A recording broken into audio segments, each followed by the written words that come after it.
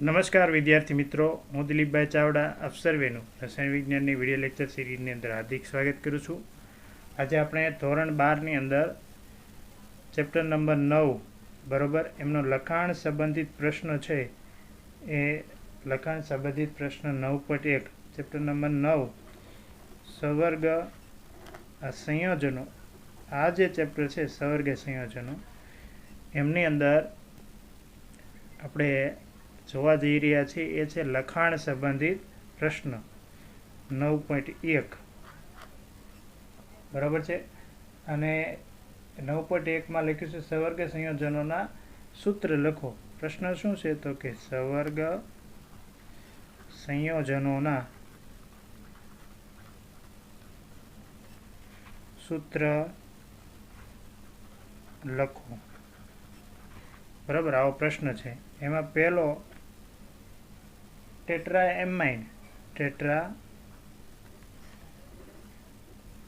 અથવા તો અમાઇન, ટેટ્રાઅમાઇન ડાયએક્વા, પહેલું જે નામ છે ટેટ્રાએમાઇન ડાયએક્વા કોબાલ્ટ. શું છે? કોબાલ્ટ. અને કોબાલ્ટની ઓક્સિડેશન અવસ્થા કેટલી તો કે 3 જેટલી, એટલે કોબાલ્ટ 3. અને છેલ્લે છે ઋણાયનનું નામ છે ક્લોરાઇડ. આવું સંકીર્ણ બંધારણ છે. શું સંકીર્ણ બંધારણ છે? સંકીર્ણનું નામ છે ટેટ્રાએમાઇન ડાયએક્વા કોબાલ્ટ 3 અને છેલ્લે શું આવશે તો કે ક્લોરાઇડ. હવે અહીંયા આપણે આમનું આઈયુપીએસસી બંધારણ લખવું છે તો કઈ રીતે લખી શકે? આમનો આન્સર આપણે લખવો હોય તો આપણે સૌપ્રથમ આ લિગેન્ડ છે એમને ઓળખીએ. NH3 એટલે એમાઇન, અને ટેટ્રા છે એમનો મતલબ કેટલી વખત હશે? 4 વખત. ત્યાર પછી એવું લખ્યું છે ડાયએક્વા એટલે H2O એટલે એક્વા, અને ડાય એટલે કેટલી વખત હશે? 2 વખત. ત્યાર પછી ધાતુ આયનની વાત કરીએ તો ધાતુ આયન તરીકે અહીંયા કોબાલ્ટ છે, અને ધાતુ આયન પર વીજભાર કેટલો હશે તો કે +3 જેટલો. ઓક્સિડેશન અવસ્થા કેટલી છે? +3. અને ત્યાર પછી ક્લોરાઇડ છે, ઋણાયન શું હશે? ક્લોરાઇડ. તો આપણે સંકીર્ણનું બંધારણ લખીએ તો આવી રીતે લખી શકાય. સૌપ્રથમ ધનાયન હોય તો ધનાયન લખો, ધનાયન ન હોય તો સીધો ધાતુ આયન છે એ બંધારણમાં સૌપ્રથમ લખવાનું રહેશે, કોબાલ્ટ. બરાબર છે. એમની સાથે લિગેન્ડ ABCD પ્રમાણે NH3 4 વખત ઇન્ટુ H2O કેટલી વખત તો કે 2 વખત. આ લિગેન્ડ પૂરા થઈ ગયા, સવર્ગ કૌંસ પૂરો થશે, ત્યાર પછી ઋણાયન છે છેલ્લે લખશું Cl. હવે એ બેલેન્સ કરવાનું છે. શું બેલેન્સ કરવાનું છે તો કે અહીંયા ધાતુ આયન કોબાલ્ટ છે ને એમની ઓક્સિડેશન અવસ્થા 3 છે. અહીંયા NH3 છે એમની ઓક્સિડેશન અવસ્થા 0 થશે. પાણી છે એ તટસ્થ હોવાને કારણે એમનું પણ ઓક્સિડેશન અવસ્થાનું મૂલ્ય 0 થશે.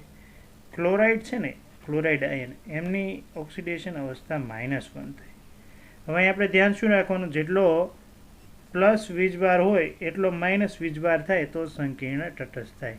અહીંયા +3 જેટલો વીજભાર છે, બરાબર છે, તો અહીંયા -3 જેટલો ઋણ વીજભાર હોવો જોઈએ. એમના માટે શું કરશું? આપણે 3 વડે ગુણશું તો શું થશે? -3. 3 વડે ગુણશું એટલે ક્લોરીનને પણ કેટલા વડે ગુણવા પડશે? 3 વડે. તો હવે તમે જોશો તો આ જે સંકીર્ણ છે એ સંકીર્ણ આ નામ પ્રમાણેનું બંધારણ દર્શાવે છે. આ નામ છે એ પ્રમાણેનું જ સંકીર્ણ બંધારણ એ જોવા મળે છે. ટેટ્રાએમાઇન ડાયએક્વા કોબાલ્ટ 3 ક્લોરાઇડ છે એમનું સંકીર્ણ બંધારણ સાંકેતિક રીતે જવાબ છે CONH3 4 times, H2O 2 times into Cl3 આવો પ્રકારનો રહેશે. ચાલો, આ પહેલો પ્રશ્ન થયો. ત્યાર પછી બીજો પ્રશ્ન છે. એમાં પોટેશિયમ ટેટ્રાસાયનાઇડો નિકલેટ 2 આવું નામ છે. પોટેશિયમ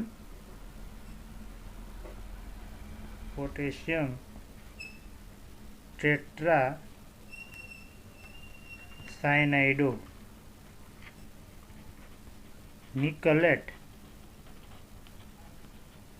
નિકલેટ 2 આવા પ્રકારનું બંધારણ છે. આવા પ્રકારનું નામ છે એમનું બંધારણ આપણે લખવાનું છે. પોટેશિયમ ટેટ્રાસાયનાઇડો નિકલેટ 2. બરાબર છે. તો એમનું સોલ્યુશન આપણે મેળવીએ તો પહેલાં પોટેશિયમ એટલે ધન આયન થયું. પોટેશિયમ શું થશે? ધન આયન, અને કે વડે દર્શાવશું. ત્યાર પછી લિગેન્ડ છે ટેટ્રાસાયનાઇડો, CN લિગેન્ડ છે અને એમની સંખ્યા કેટલી છે? તો કે ટેટ્રા એટલે કે 4. નિકલેટ, નિકલેટનો મતલબ ખ્યાલ આવે છે? એટ પ્રત્યય લાગ્યો. ધાતુને કયો પ્રત્યય લાગ્યો? એટ પ્રત્યય. એટ પ્રત્યય લાગ્યો એનો મતલબ શું થશે? તો કે સંકીર્ણ કેવું છે? તો કે સંકીર્ણ ઋણ વીજભારિત છે. નિકલેટ એટલે નિકલ, અને આ નિકલ કેવો છે? કે જેમની ઓક્સિડેશન અવસ્થા કેટલી છે? +2 જેટલી હશે. આ નિકલ કે જેમની ઓક્સિડેશન અવસ્થા +2 જેટલી હશે. તો આપણે એમનું બંધારણ લખીએ તો કંઈક બંધારણ આ પ્રમાણે થાય. પોટેશિયમ, આપણે પોટેશિયમને અત્યારે કે સ્વરૂપે લખીએ છીએ. ત્યાર પછી ઓક્સિડેશન આંક બેલેન્સ કરતી વખતે જોઈશું. બરાબર છે. ત્યારે ધાતુ આયન ત્યાર પછી કયું છે? તો કે નિકલ. તો નિકલ. લિગેન્ડ તો કે CN છે, એમની સંખ્યા કેટલી વખત છે? 4. ટેટ્રાસાયનાઇડનો મતલબ શું થશે? CNની સંખ્યા 4 છે. બરાબર છે. અને ઋણ આયન કોઈ છે નહીં ધન આયનની હાજરીના કારણે. હવે અહીંયા જુઓ, આ CN છે સાયનાઇડ, સાયનાઇડ ઉપર -1 જેટલો વીજભાર હોય. સાયનાઇડ આયન -1 જેટલો વીજભાર ધરાવે. એમની સંખ્યા 4 છે એટલે એને ગુણ્યા 4 એટલે -4 જેટલો વીજભાર થયો. બરાબર છે. આપણે નિકલનો વીજભાર કહી દીધો છે કેટલો છે? +2. તો -4 જેટલો વીજભાર સામે ધન વીજભાર કેટલો હોવો જોઈએ? +4 જેટલો. નિકલનો +2 છે તો પોટેશિયમનો કેટલો હોવો જોઈએ? તો કે પોટેશિયમનો +2 હોવો જોઈએ. +2 વીજભાર પોટેશિયમનો મેળવવો હોય. એક પોટેશિયમનો વીજભાર કેટલો હોય છે? તો કે એક પોટેશિયમનો વીજભાર છે એ 1 જેટલો હોય. એવા 2 પોટેશિયમ આપણે અહીં લઈશું ને તો એમનો વીજભાર કેટલો થશે? +2 જેટલો થશે. એટલે અહીંયા આપણે K2 લખીએ તો પોટેશિયમનો વીજભાર 2 જેટલો, ઓક્સિડેશન આંક 2 જેટલો, નિકલનો 2 જેટલો, એટલે ટોટલ ધન વીજભાર કેટલો થશે? 4 જેટલો થશે. ધન વીજભાર 4 જેટલો, ઋણ વીજભાર 4 જેટલો. તો આ જે સંકીર્ણનું સંક્ષિપ્ત સ્વરૂપ છે એ સાચું થશે. પોટેશિયમ ટેટ્રાસાયનાઇડો નિકલેટ 2 ને આ પ્રમાણે લખી શકાય. K2 NiCN 4 times. બરાબર છે. આવા પ્રકારનું સંકીર્ણ બંધારણ થશે.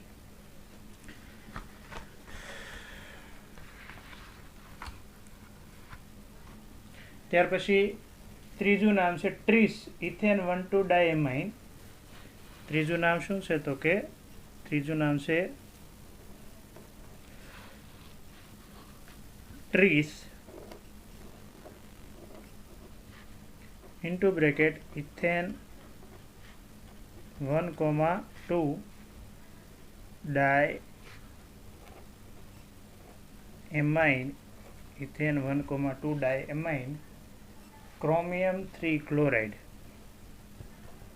ક્રોમિયમ જેમની ઓક્સિડેશન અવસ્થા કેટલી છે? તો કે 3 જેટલી.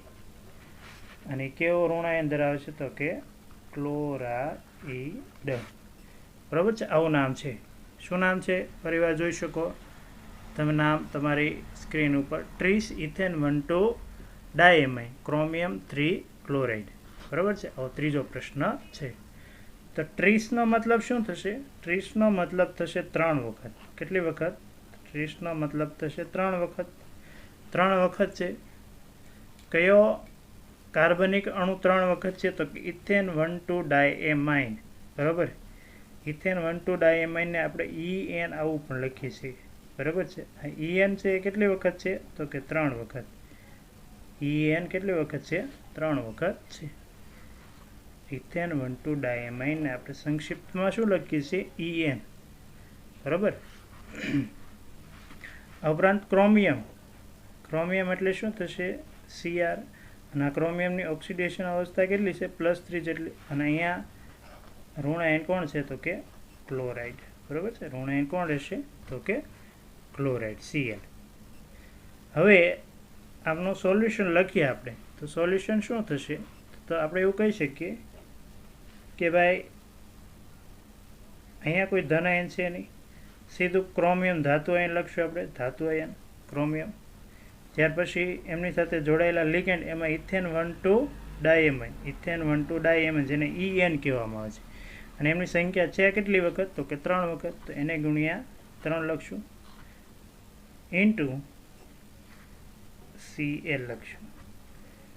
હવે અહીંયા જોશું ઇથેન 1,2 ડાયમાઇનનું અણુસૂત્ર તમને હું અહીંયા દોરું તો CH2 બોન્ડ CH2 એની સાથે NH2 અને NH2 આવી રીતે જે અણુ હોય ને એને કહેવાય ઇથેન 1,2 ડાયમાઇન.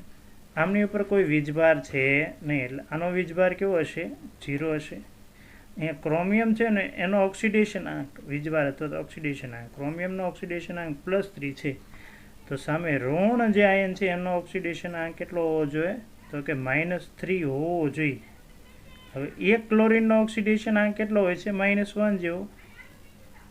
અહીંયા કરવાનો છે કેટલો આપણે ઓક્સિડેશન આંક -3 જેટલો. એક ક્લોરીન આયનનો ઓક્સિડેશન આંક -1 જેટલો એને ગુણ્યા 3 કરીએ ને તો શું થશે -3. તો અહીંયા આપણે જો ક્લોરીન 1 હોય એમની જગ્યાએ ક્લોરીન 3 કરશું તો એમનો ઓક્સિડેશન આંક -3 થશે. તો આ જે બંધારણ છે Cr સવરકૌંસની અંદર ક્રોમિયમ En થ્રાઇસ સવરકૌંસ પૂરો Cl3 આ સંકીર્ણનું સંક્ષિપ્ત સ્વરૂપ છે એ આ નામ માટે સાચું સ્વરૂપ ગણાશે. બરાબર છે. તો આ થયો ત્રીજો પ્રશ્ન. ત્યાર પછી ચોથા પ્રશ્નની વાત કરીએ આપણે. ચોથો પ્રશ્ન તો એ છે અમાઇન કૌંસમાં બ્રોમાઇડો ક્લોરાઇડો નાઇટ્રાઇટો. અમાઇન કૌંસમાં બ્રોમાઇડો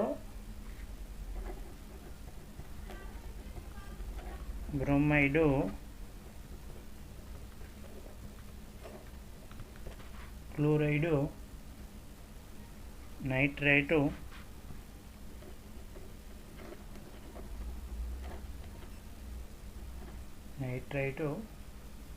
N પ્લેટિનમ 2. જે પ્લેટિનમ ધાતુ છે એમનો ઓક્સિડેશન આંક થશે 2 જેટલો. અમાઇન બ્રોમાઇડો ક્લોરાઇડો નાઇટ્રાઇટો N પ્લેટિનમ 2 આવું સંકીર્ણ સંયોજન છે. બરાબર છે. હવે અહીંયા જોશું તો એક અમાઇન છે. બરાબર. આપણે લખતા જઈએ તો સોલ્યુશન લખીએ. સૌપ્રથમ ધનાયન છે ને એટલે ધાતુ આયન સુધી લખશું પ્લેટિનમ. એમની સાથે એક લિગેન્ડ જોડાયેલો છે અમાઇન એટલે કે NH3. એક જોડાયેલો છે બ્રોમાઇડો એટલે Br. એક જોડાયેલો છે ક્લોરાઇડો એટલે Cl. એક જોડાયેલો છે નાઇટ્રાઇટો N એટલે NO2. નાઇટ્રાઇટો O હોય તો ONO. નાઇટ્રાઇટો N છે એનો મતલબ શું થશે NO2. તો અહીં ટોટલ લિગેન્ડ કેટલા જોડાયેલા છે તો કે 1 2 3 ને 4. તો આવું છે. બરાબર. અહીં નથી ધન આયન અહીં નથી ઋણ આયન એટલે આ તટસ્થ લિગેન્ડ થશે. હવે અહીંયા તમે જુઓ પ્લેટિનમની ઓક્સિડેશન અવસ્થા કેટલી છે તો કે 2 જેટલી.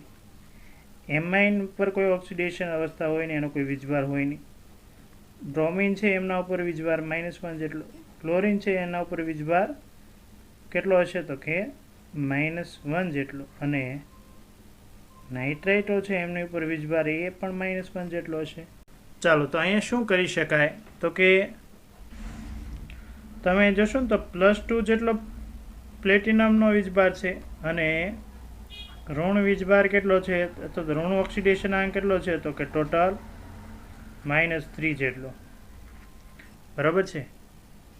એટલે કે 2 3 જે જવાબ આવે આપણે કૌંસની ઉપર લખવાનો હોય. 2 3 તો શું જવાબ આવશે -1. એટલે સંકીર્ણ ઉપર વીજભાર કેટલો હશે -1 જેટલો છે. 2 3 ધન અને ઋણ ઓક્સિડેશન આંકનો જ્યારે બેઝિક સરવાળો કરશું ત્યારે જે જવાબ આવશે એ જવાબ આપણે ક્યાં લખવાનો રહેશે તો કે સંકીર્ણની ઉપર લખવાનો રહેશે. એટલે આવું સંકીર્ણ બનશે પ્લેટિનમ NH3 BrClNO2 સંકીર્ણ ઉપર -1 જેટલો વીજભાર. ત્યાર પછી પાંચમું બંધારણ આપણે નામ ઉપરથી લખીએ તો ડાયક્લોરાઇડો. નામ શું છે તો કે ડાયક્લોરાઇડો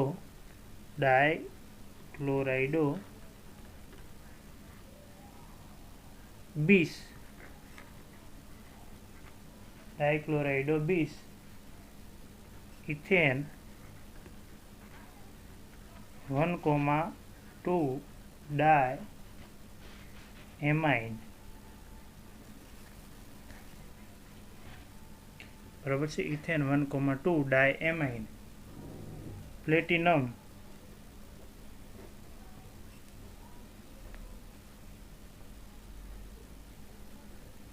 IV નો મતલબ થશે 4 નાઇટ્રેટ. બરાબર છે. Nitrate, platinum nitrate. Dichlorido bis. Ethane 1,2 ડાયએમાઇન.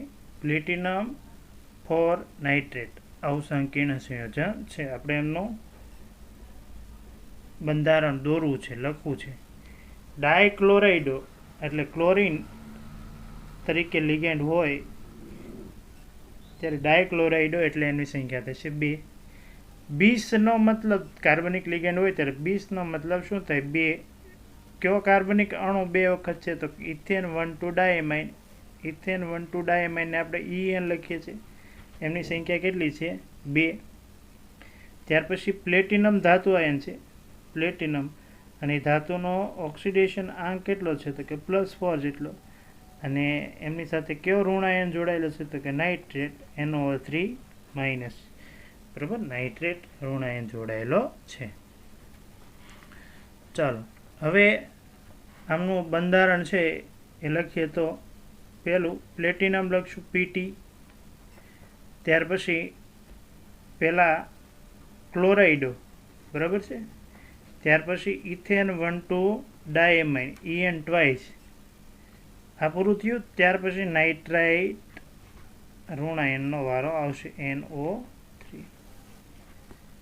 હવે ઓક્સિડેશન આંકની વાત કરીએ. બરાબર છે. તો પ્લેટિનમનો ઓક્સિડેશન આંક 4 જેટલો, 1 ક્લોરીનનો -1 જેટલો, 2 ક્લોરીનનો -2 જેટલો થશે. ઇથેન 1,2 નો ઓક્સિડેશન આંક, ઇથેન 1,2 ડાયમાઇનનો ઓક્સિડેશન આંક 0 હોય. નાઇટ્રેટનો ઓક્સિડેશન આંક -1 હોય. શું હોય છે? -1 જેટલો. હવે તમે જોશો તો અહીંયા -3 જેટલો ઋણ વીજભાર છે અને +4 જેટલો ધન વીજભાર છે. -3 જેટલો ઋણ વીજભાર. ઋણ વીજભારની સંખ્યા કેટલી અથવા તો ઋણ વીજભાર કેટલો હતો કે -3 જેટલો. અને ધન ઓક્સિડેશન આંકનું મૂલ્ય કેટલું તો કે એ +4 જેટલું. તો બંનેને બેલેન્સ કરવું હોય આવા સમયે શું કરી શકાય તો કે આવા સમયે એક વિચાર કરવાનો કે ભાઈ સંકીર્ણ ઉપર કેટલો ઓક્સિડેશન આંક જોવા મળે છે. સંકીર્ણ ઉપર કેટલો ઓક્સિડેશન આંક જોવા મળે તો કે સંકીર્ણમાં પ્લેટિનમનો +4 જેટલો વીજભાર છે અને ક્લોરીનનો -2 જેટલો વીજભાર છે. તો 4માંથી 2 જશે, 4માંથી 2 જશે તો +2 જેટલો વીજભાર ક્યાં જોવા મળશે? સંકીર્ણ ઉપર. તો +2 જેટલો વીજભાર ધન વીજભાર હોય તો સામે ઋણ વીજભાર કેટલો હોવો જોઈએ? -2 જેટલો. નાઇટ્રાઇટ છે એમનો વીજભાર કેટલો હોય છે? -1 જેટલો. એમને 2 વડે ગુણશું તો જવાબ કેટલો આવશે? -2 જેટલો. એટલે નાઇટ્રેટ આયન છે એમને 2 વડે ગુણશું એટલે હવે તમે જોશો -2 જેટલો વીજભાર. બરાબર છે. -2 જેટલો વીજભાર અને -2 જેટલો ક્લોરાઇડો લિગેન્ડનો વીજભાર એટલે ટોટલ -4 જેટલો ઋણ વીજભાર ને +4 જેટલો ધન વીજભાર. એટલે અંતે આ સંકીર્ણ કેવું થશે? બેલેન્સ થશે. એટલે અહીંયા પણ ખ્યાલ રાખવાનો. બરાબર છે કે ભાઈ સંકીર્ણ છે એમનો જેટલો વીજભાર હોય ધન વીજભાર સામે એટલો ઋણ આયનનો વીજભાર હોવો જોઈએ. કેટલો હશે? -2 NO3 છે એમની પર -1 જેટલો વીજભાર હોય એમને 2 વડે ગુણશું તો કેટલો થઈ જશે -2 જેટલો. ત્યાર પછી આખું સંકીર્ણ બેલેન્સ કરશો તો જવાબ આવી જશે. બરાબર છે. તો આ 5મો પ્રશ્નનો જવાબ થયો. ત્યાર પછી 6થા પ્રશ્નની વાત કરીએ તો 6થો પ્રશ્ન છે બરાબર છે આયર્ન 3 હેક્ઝાસાયનાઇડોફેરેટ 2 આયર્ન 3 હેક્ઝાસાયનાઇડો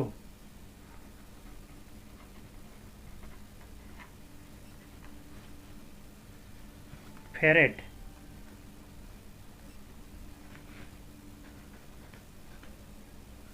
અને એમની ઓક્સિડેશન અવસ્થા કેટલી છે 2 જેટલી છે 2 જેટલી છે ફેરેટ 2. આયર્ન 3 એટલે કે ધન આયન જે છે એમની ઓક્સિડેશન અવસ્થા કેટલી રહેવી જોઈએ +3 જેટલી. હેક્ઝાસાયનાઇડોફેરેટ ધાતુ આયન છે એમની ઓક્સિડેશન અવસ્થા કેટલી રહેવી જોઈએ +2 જેટલી. ચાલો આયર્ન આ ધન આયન છે Fe એમના ઉપર કેટલો વીજભાર રહેવો જોઈએ પ્લસ. આ આયર્ન શું હશે તો કે આયર્ન હશે ધન આયન. આયર્ન શું હશે ધન આયન. હેક્ઝાસાયનાઇડોનો મતલબ સાયનાઇડ એટલે Cn અને હેક્ઝાનો મતલબ થશે એની સંખ્યા કેટલી થશે 6 હેક્ઝાસાયનાઇડો. ફેરેટ ધાતુ આયન Fe અને એમની ઓક્સિડેશન અવસ્થા કેટલી છે તો કે +2 જેટલી. ફેરેટનો મતલબ ખ્યાલ આવે છે તમને સંકીર્ણ ઉપર કે ઋણ વીજભાર હોય ત્યારે ધાતુને કયો પ્રત્યય લાગે તો કે ધાતુને એટ પ્રત્યય લાગે. હવે એમનું નામ બનાવવાનો પ્રયત્ન કરીએ તો અહીં તમે જોઈ શકો છો પહેલાં આયર્ન Fe આપણે એમ નામ લખીએ બરાબર છે. ત્યાર પછી આપણે ધાતુ આયર્ન લખીએ Fe એની સાથે કેટલા Cn જોડાયેલા છે તો કે 6 એ લખીએ બરાબર છે. હવે થોડુંક કેલ્ક્યુલેશન કરીએ. શું કેલ્ક્યુલેશન કરવાનું છે તો કે આ આયર્ન છે ધન આયન એમની ઓક્સિડેશન અવસ્થા 3 છે. આ આયર્ન છે ધાતુ આયન એમની ઓક્સિડેશન અવસ્થા કેટલી છે 2 જેટલી બરાબર છે. અને સાયનાઇડ છે અહીંયા એક સાયનાઇડની ઓક્સિડેશન અવસ્થા -1 એવા 6 છે એટલે ટોટલ કેટલી થશે -6. હવે ધન આયન કેટલો છે 5 જેટલો. ધન આયન ટોટલ કેટલો છે અથવા તો ધન ઓક્સિડેશન આંક કેટલો છે 5 જેટલો અને ઋણ ઓક્સિડેશન આંક કેટલો છે 6 જેટલો. તો આવા સંજોગોમાં શું કરશું તો કે આપણે એવું જોશું કે સંકીર્ણ ઉપર કેટલો વીજભાર છે તો કે સંકીર્ણ ઉપર આપણે જોશું ને સંકીર્ણની વાત ખાલી કરીએ તો સંકીર્ણ એટલે FeCN6 બરાબર. એમાં આયર્ન એનો +2 જેટલો અને સાયનાઇડનો ટોટલ થઈને -6 એટલે સંકીર્ણ ઉપર -4 જેટલો વીજભાર છે. સંકીર્ણ ઉપર કેટલો છે -4 જેટલો વીજભાર છે. તો સામે ઋણ આયન ઉપર -4 જેટલો વીજભાર હોય તો ધન આયન ઉપર કેટલો હોવો જોઈએ +4 જેટલો વીજભાર હોવો જોઈએ. ધન આયન ઉપર પણ +4 જેટલો વીજભાર હોવો જોઈએ. તો અહીંયા તમે જોશો તો ધન આયન ઉપર +3 જેટલો વીજભાર છે. કેટલો છે +3 જેટલો વીજભાર છે. તો શું કરી શકાય તો કે ધન આયન ઉપર +3 જેટલો વીજભાર છે એમને ગુણ્યા 4 કરીએ બરાબર છે. 3 જેટલો વીજભાર છે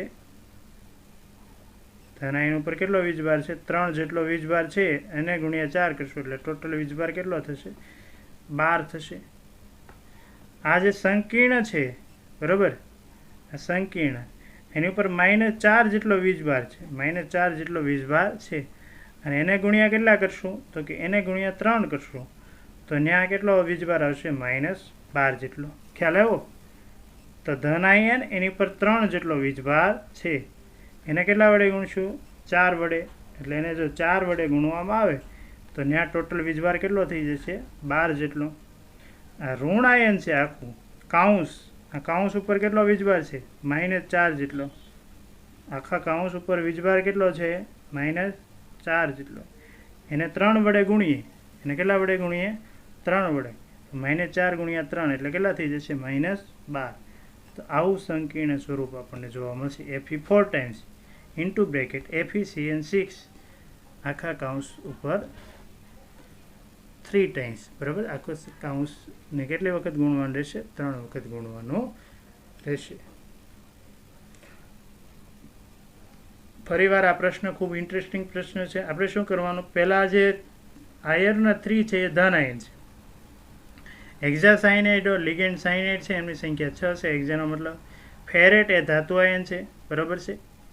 એટ પ્રત્યય શા માટે લાગ્યો? સંકીર્ણ ઋણ છે એટલે. સંકીર્ણ ઋણ છે એટલે એટ પ્રત્યય. અને આ ધાતુ આયનની ઓક્સિડેશન અવસ્થા કેટલી છે? 2 જેટલી. આપણે અહીં બધું લખ્યું. ત્યાર પછી હવે અહીંયા બેલેન્સ નહોતું થતું એટલે આપણે સંકીર્ણનો વીજભાર ગોત્યો. સંકીર્ણનો વીજભાર -4 જેટલો. તો ધન આયન ઉપર કેટલો વીજભાર આવવો જોઈએ? +4 જેટલો. પણ ધન આયન ઉપર 3 જેટલો વીજભાર છે. તો મેળ બેસતો નહોતો. તો 3 ને કેટલા વડે ગુણ્યા? 3 ને 4 વડે ગુણ્યા. તો 4 તેરી કેટલા થઈ ગયા? 12 થઈ ગયા. એટલે +12 જેટલો વીજભાર ધન આયન ઉપર આવે. ક્યારે આવે? જો ઋણાયન ઉપર એ કેટલો હોવો જોઈએ? -12 જેટલો વીજભાર થવો જોઈએ. તો ઋણાયન ઉપર -4 છે એને ગુણ્યા 3 કરી નાખશું. બરાબર. તો -4 ગુણ્યા 3 કેટલો જવાબ આવશે? -12. તો આવું સંકીર્ણ આપણને છેલ્લે જોવા મળશે.